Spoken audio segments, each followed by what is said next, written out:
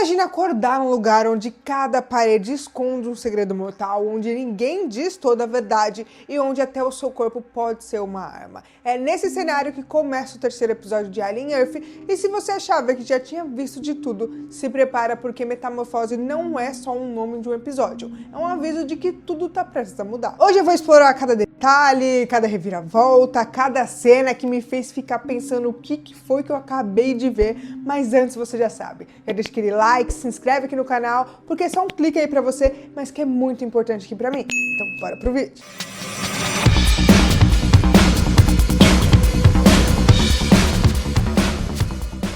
E aí pessoal, tudo bem com vocês? Se você não me conhece, acabou de chegar aqui no canal, bem-vindos, eu sou a Tayla Moitinho. Bom, o nome do episódio já dá uma dica do que vem pela frente. Metamorfose remete diretamente ao ciclo de vida dos xenomorfos, principalmente por conta daquela cena insana onde eles tentam implantar um novo chestbuster no pulmão do irmão da Wendy. Imagina você acordar depois de tudo que você passou e terem pegado um pulmão seu para fazer experimentos. Pois é, loucura. E isso foi o que mais me deixou curiosa para saber o que vai acontecer no próximo episódio. E o mais bizarro dessa ideia é que a transformação não se limita só aos monstros, ela também se aplica aos próprios personagens. Todos estão mudando de alguma forma, seja fisicamente, psicologicamente ou emocionalmente. A série tá explorando a ideia de que ninguém vai sair ileso daquele experimento. Cada metamorfose traz um custo e muitos deles ainda nem começaram a pagar ali, a acontecer. Mas a tal metamorfose também pode estar ligada àqueles insetos alienígenas que a gente viu que suga sangue. Eles lembram insetos que formam casulos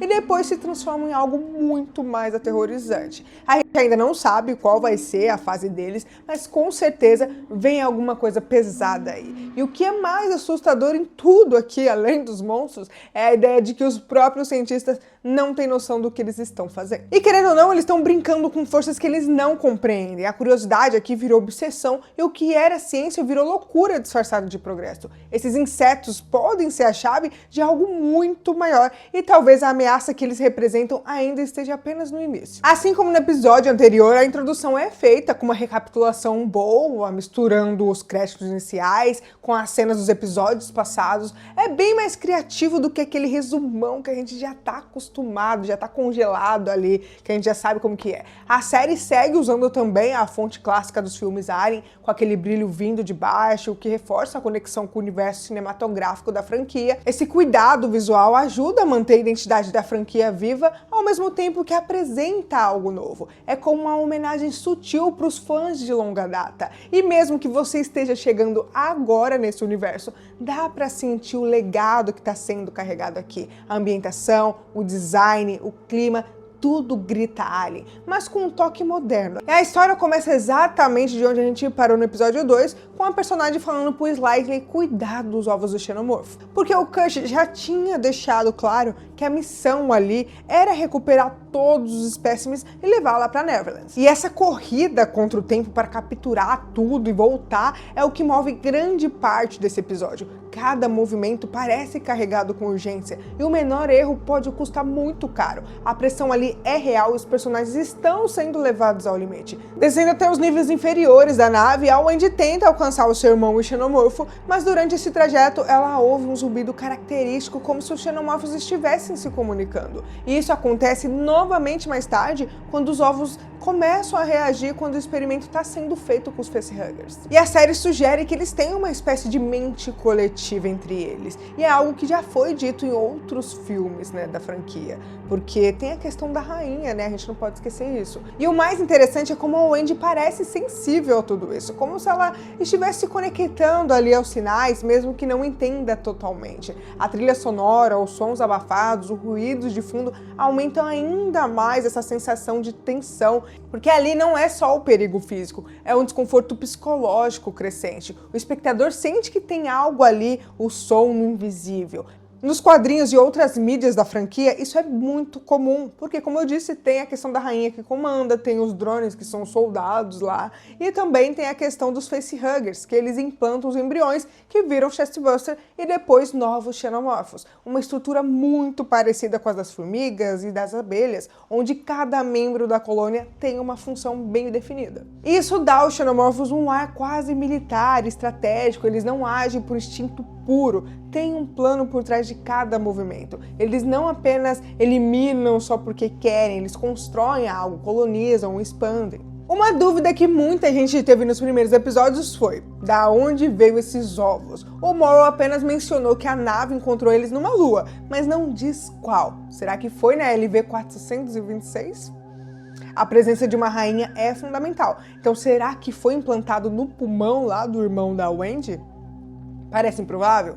Parece. Mas essa ausência de informação é o que alimenta as teorias. É como se a série quisesse deixar a gente no escuro de propósito. O mistério faz parte da construção do terror. E saber menos torna tudo mais ameaçador. E se essa lua escondia mais do que só ovos? E se é um berçário abandonado, uma colônia abandonada? As possibilidades aqui são aterrorizantes e diversas. Enquanto isso, o Kirsch continua investigando os registros da nave e descobrindo mais detalhes sobre os espécimes alienígenas coletados. Ao todo, são 5 tipos diferentes, incluindo os xenomorfos, que a gente ficou sabendo por conta dos episódios anteriores. Mas aqui eles mencionaram de novo, e um deles, o que voa, só aparece aqui nesse episódio. A gente não tinha visto ele ainda. E é claro que ele também tem que ficar de olho no Todos, porque ele insiste em tocar em tudo como se fosse uma criança curiosa, sabe? Até por conta da cena lá da planta que ele chegou bem perto, porque querendo ou não, é perigoso. O contraste entre curiosidade infantil e perigo iminente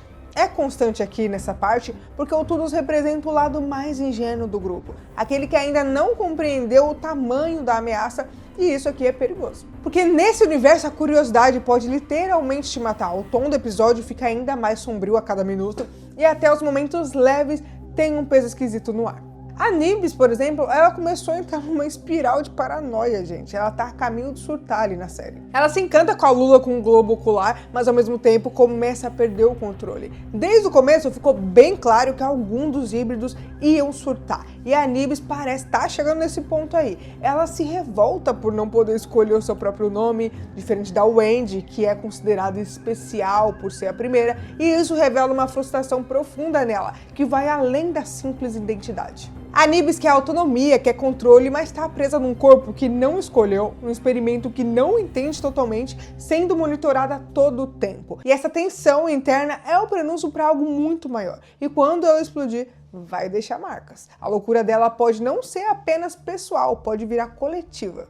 E o Boy Cavalier fala porque a Wendy se chama Wendy, é porque ela é especial, ela foi a primeira do grupo. E tem também a questão da habilidade da Wendy, que ela tem algumas incomuns, ela escuta o som dos xenomorfos em frequências altíssimas, e a teoria é que ela pode ter sido modificada antes do tratamento, o que daria a ela uma vantagem sobre os outros híbridos. A Curly, por exemplo, entra nessa questão e ela acredita que ela é superior porque tem ambições que a Wendy não demonstra, e isso abre um espaço para possíveis rivalidades futuras entre os híbridos. E o curioso é que todas essas comparações entre eles são feitas de maneiras infantis, como crianças disputando atenção, amor e reconhecimento. Mas por trás de tudo isso, existe algo mais sério, uma luta por sobrevivência, por significado, e talvez um deles vai realmente vencer. E a pergunta é, vencer o quê? A guerra, a experiência ou simplesmente o direito de ser mais do que uma cobaia? E o estopim disso é quando o Boy Cavalier se irrita com o Kirsch porque ele não estava cuidando da Wendy como devia,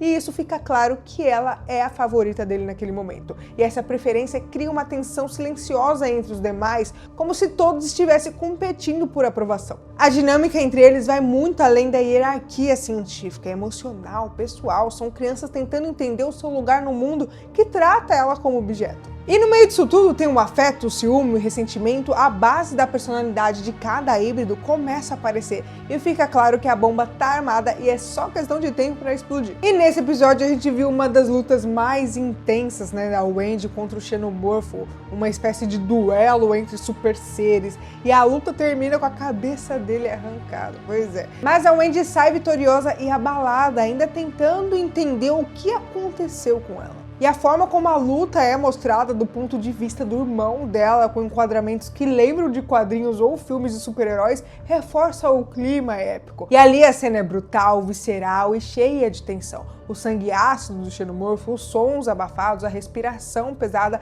tudo colabora para te deixar colado na tela. Sai até o sangue branco dela, revelando a sua natureza sintética, como a gente viu no Ash nos filmes antigos. E assim, reforça o lado máquina dela. Apesar da conexão emocional que ela demonstra em vários momentos, ela é um paradoxo ambulante, empática e fria, humana e mecânica. Esse contraste faz dela uma das personagens mais complexas da série. Dá pra sentir que tem algo muito maior se formando ali. E a maneira como ela reage a tudo que ela viveu deixa claro. Por mais que ela tenha sido criada em um laboratório, ela tá começando a decidir por si mesma. Uma coisa que eu tava esquecendo, o Slightly ficou lá cuidando do ovomorfo, depois chegou o Smee, e aí eles ficam lá, passando a perna por cima do ovomorfo, brincando e tal, mostrando um certo perigo. Eu gostei dessa tensão que eles mostraram ali e tal. Querendo ou não, mostra a parte infantil e a tensão da questão de talvez você virar um hospedeiro. E os facehuggers não sentem a presença deles ali, até por conta da questão térmica, do medo, essas coisas assim. Só quando o Morrow, que ainda tem partes humanas, se aproxima, eles querem disparar. Isso confirma uma coisa que é bem importante: os ovos reconhecem o que é humano, que a gente já sabia, né? E é aí que ele descobre que os garotos são, na verdade, híbridos, mentes humanas dentro de corpos sintéticos. E ele começa a usar essa informação para manipular o Slightly e planejar o seu retorno para Neverland. E claro que a gente não pode esquecer que ele baixou todos os dados para o seu cérebro numa manobra para evitar que a Prodigy coloque as mãos nas informações dele. A forma que ele fez isso, só baixando, mostra o nível de absurdo de tecnologia que existe nesse universo. E também mostra o quanto ele está disposto a tudo, inclusive sacrificar outras pessoas para alcançar os seus objetivos. E o Morrow é um personagem complexo, não é herói nem vilão. Ele tá preso entre dois mundos, o que ele foi, o que ele se tornou, e é nessa zona cinzenta que torna cada vez mais imprevisível suas decisões. A qualquer momento ele pode salvar ou destruir tudo. Inclusive eu fiz um vídeo explicando sobre a vida passada e tudo mais, sobre ele, vai estar aqui no card se vocês quiserem assistir. A série mostra o conflito interno do Morrow. Ele é um ciborgue com comandos automáticos, mas com emoções humanas, remorso, tristeza, medo. E como o medo é o que atrai os xenomorfos, ele tenta se manter calmo para sobreviver. O medo aqui não é só emoção, é um sinal, um chamado. Mostrar medo é se tornar um alvo. E isso se conecta com a condição humana. Como lidamos com o medo, como ele nos molda. O Morrow tenta sufocar suas emoções, mas elas voltam com força total. Em vários momentos ele hesita, lembra do passado, lembra da filha. É como se ele soubesse que tá numa estrada sem volta, mas ainda assim ele olhasse pelo retrovisor. E o episódio traz uma pergunta importante: obedecer cegamente ou proteger quem ama? Isso pode indicar que alguns híbridos vão começar a questionar suas ordens. Além disso, a gente descobriu que tudo que os híbridos estão vendo está sendo gravado, o que aumenta ainda mais a desconfiança entre eles e os adultos da nave. Saber que estão sendo constantemente vigiados os transforma em prisioneiros com aparência de liberdade. E essa quebra de confiança vai se intensificando aos poucos. Cada descoberta, cada sussurro, cada olhada de desconfiança cria um ambiente sufocante. A sensação de estar sendo testado a todo o tempo é insuportável. O laboratório virou uma prisão e eles sabem disso. No final, a Wendy parece desenvolver uma conexão quase empática com os ovos de facehugger quando eles começam a sofrer durante os experimentos e ela sente colapsa como se tivesse sintonizado com a dor coletiva deles. É nessa hora que o pulmão do irmão dela está sendo usado para um novo experimento, implantar mais um chestbuster. E o mais inquietante é o silêncio ao redor da cena. Não tem alarde, não tem choque explícito, é tudo frio, cirúrgico, como se tirar o órgão de alguém fosse algo banal ali. E isso mostra o nível de desumanização que eles atingiram. E para fechar com chave de ouro, a trilha sonora dos créditos é mais uma pedrada, Metallica, Wherever I May Roll, clássico absoluto que dá o tom perfeito para encerrar esse episódio. Aí você fala, é só uma música? Não, a escolha aqui tem um simbolismo. A música fala de liberdade, de busca pelo seu lugar no mundo, mesmo que seja sozinho, e isso conecta diretamente com os temas do episódio: identidade, pertencimento e rebelião. E aí, você gostou desse episódio? Viu algum detalhe, alguma coisa que eu deixei passar? Já deixa aqui nos comentários. O episódio 4 já tá batendo aí na porta. Se sair um trailer antes, pode ter certeza que eu vou vir aqui fazer uma explicação pra vocês no canal. Então você já sabe, já deixa aquele like, se inscreve, ativa o sininho pra vocês não perderem nada. E já dá uma olhada aí nos outros vídeos, porque tem muito vídeo sobre Alien Earth aqui. Ah, galera, um recadinho rápido aqui pra vocês. Agora aqui no canal tem o clube de membros aqui no YouTube mesmo. Então se você gosta do que eu faço e quiser dar aquela força pro meu trabalho continuar, é só dar uma olhadinha no link, vai estar aqui na descrição. E dependendo do nível de amigo, o seu nome pode aparecer aqui na tela no próximo vídeo e também você vai poder ter acesso antecipado aos vídeos que eu for postando aqui pra vocês. Aí tem mais conteúdo incrível esperando por você. É só clicar no vídeo que vai estar aparecendo aí na tela agora. E bom, por hoje é isso. Um grande abraço e até o próximo vídeo.